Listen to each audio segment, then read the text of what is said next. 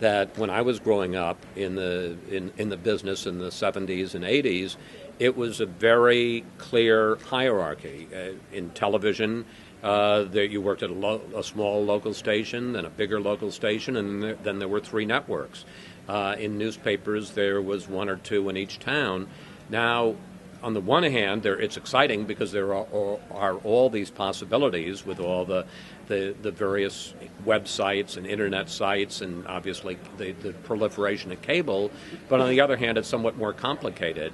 And I think you have to be kind of deft in embracing change. Well, I do the first thing I did, which is I started in newspapers. I still, and maybe it would be digital as opposed to print, but I think that starting in newspapers or print is a really good way. I think you learn to report in greater depth, to write in greater depth than you do in television.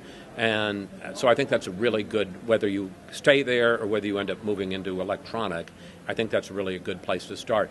I've had a lot of memorable interviews, and one that gets a lot of attention is Bill Clinton when I asked him in 2006 why he hadn't put Al-Qaeda out of business, and he kind of went off at me.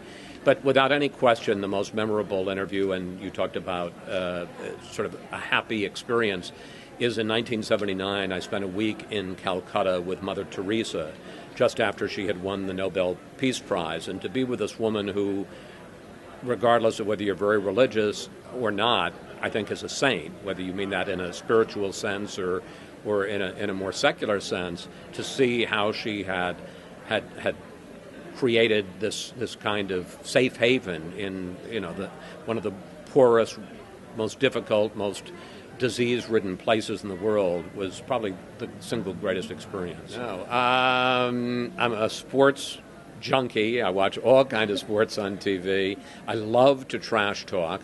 I have two sons who are 38 and 27, and we just kill each other on sending each other emails all the time, and all in good humor. I don't know. Probably I'm a little bit more immature than people would think I am.